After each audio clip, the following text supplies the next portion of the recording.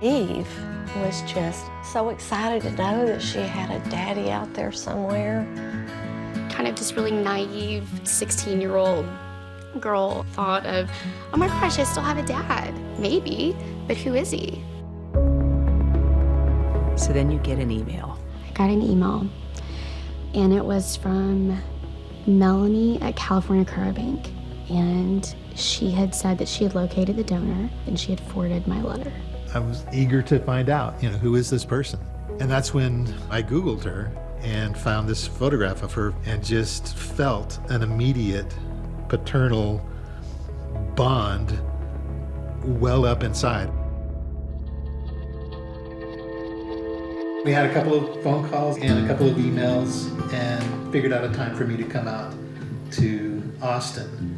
And we met at my apartment, and it was just a big embrace, and it felt kind of natural. It felt like we were truly genetically connected. There was no doubt in my mind that this was my daughter. It was such a relief for me. I was just so happy that he was the person he was. The poster child for the ultimate donor-conceived success story. Briefly. Until we found out otherwise. And then DNA testing was becoming very popular. Very popular. My name is Megan, and I met my birth mom for the first time today. Ancestry DNA can reveal your true Irish roots, even if you never knew they were there. These are ways to scratch that itch of who we are and where we come from. Then I started thinking that, hey, I could do this and maybe find some siblings. Remember, Steve had made a number of sperm donations, and the sperm bank had told him his sperm had good motility. So chances are high that Eve has some half-siblings. I got the kit, I spit in the tube, and then I sent it off, and I waited. And sure enough, Eve starts getting genetic matches back. I connected with 2 half-siblings. I get a call, Dad, I think I found more of your kids. And we were just like, we were kind of giddy about it. So Steve hadn't done the DNA testing yet. No, he still had not done it. So then I immediately got a kit, did the test. And then we waited. But in the meantime, Eve is tracing her genetic tree online and noticing something isn't right. She came to me and she said, Mother, there's something wrong with the things I'm seeing.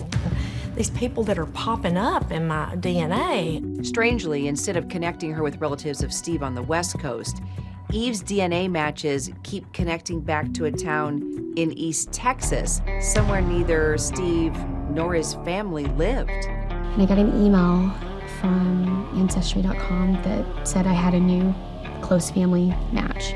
I do remember her saying that she had family in Texas and family in East Texas. She's already got a match for one biological cousin, and then Eve also matches with another biological cousin who also lives in Texas, and they start talking back and forth. I said, okay, well, you know what? Let's just pretend like we're first cousins and tell me about your uncles.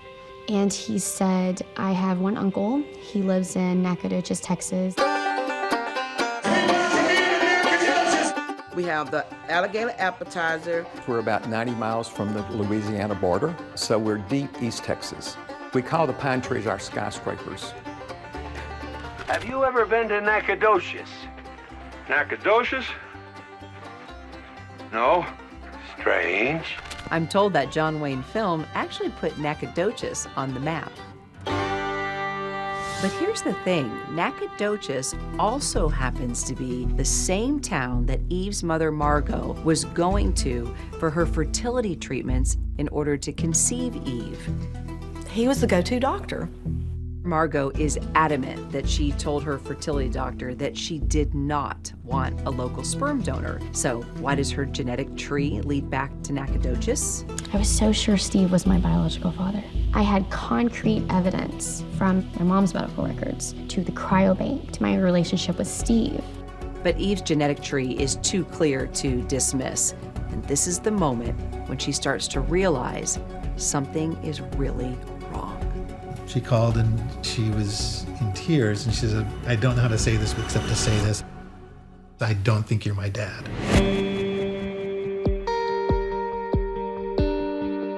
Oh, it was so hard for 15 or 20 minutes just listening to him cry. And then he got his test results back a few weeks later.